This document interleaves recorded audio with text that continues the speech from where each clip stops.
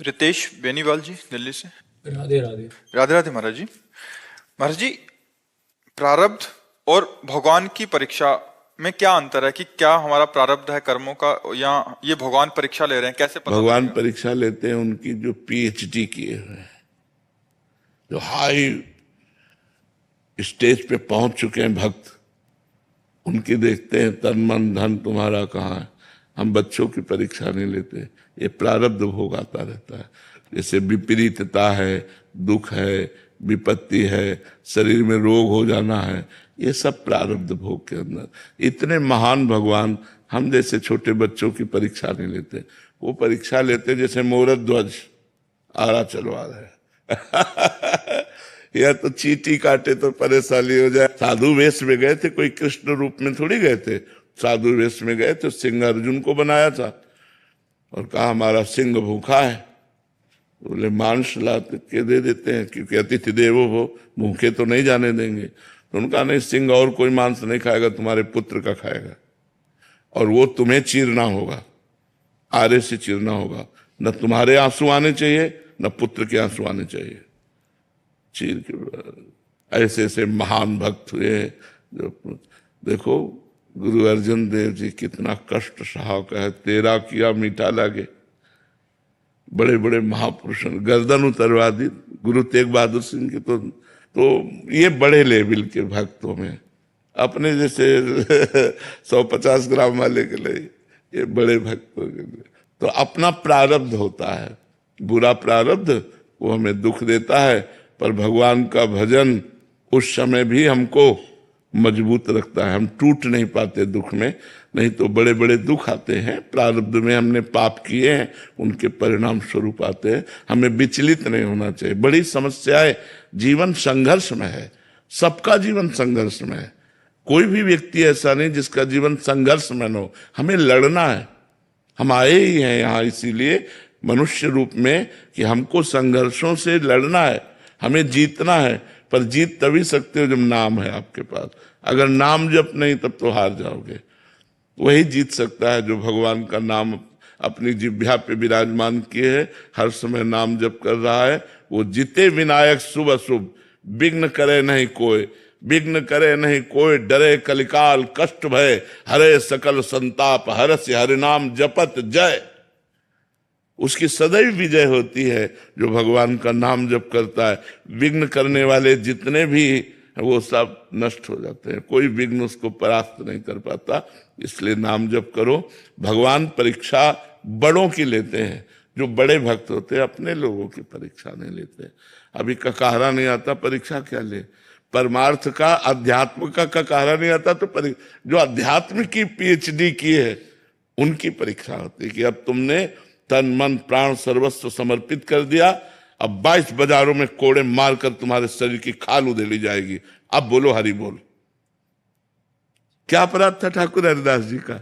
हरे कृष्ण कृष्ण कृष्ण हरे हरे, हरे राम राम राम हरे, यही जप रहे थे। और क्या परेशानी थी?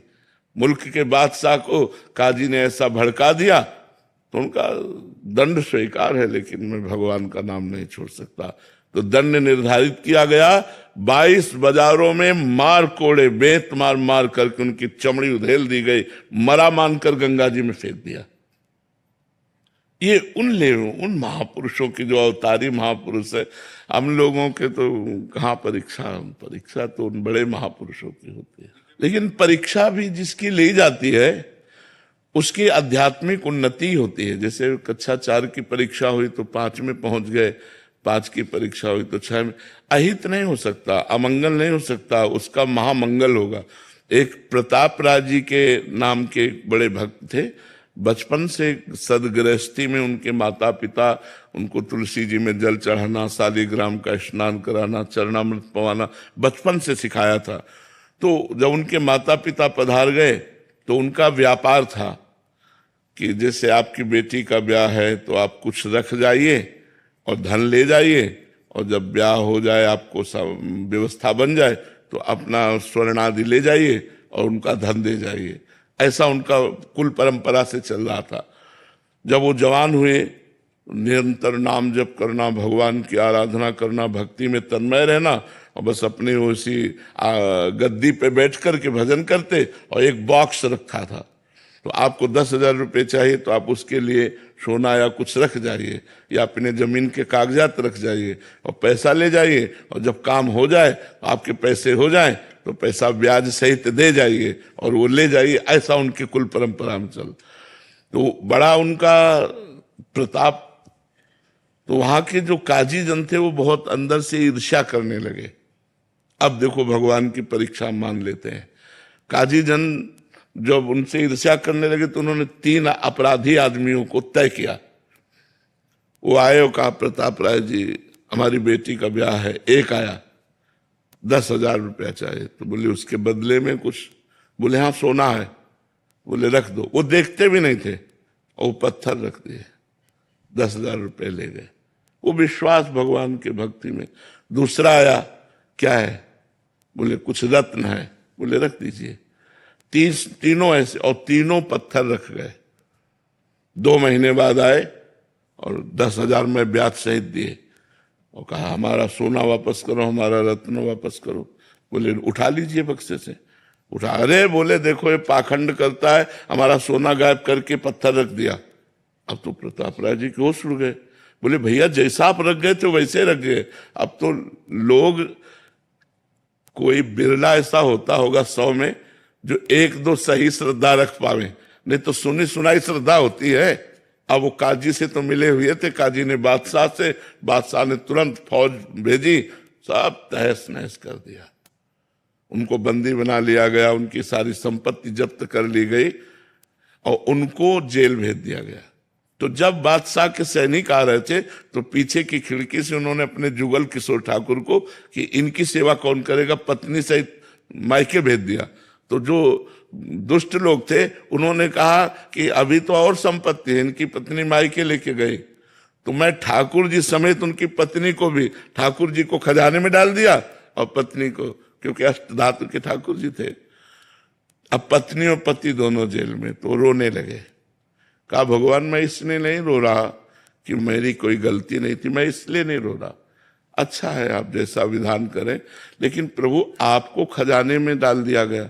हम सुबह से लेकर शाम तक आपकी सेवा करते थे, मंगला भोग, राजभोग, उत्थापन, शयन भोग। प्रभु मुझे जिया नहीं जा रहा आपकी सेवा के। और चिल्ला चिल्ला के रोने लगे। उसी समय प्रिया प्रीतम प्रकट हो गए।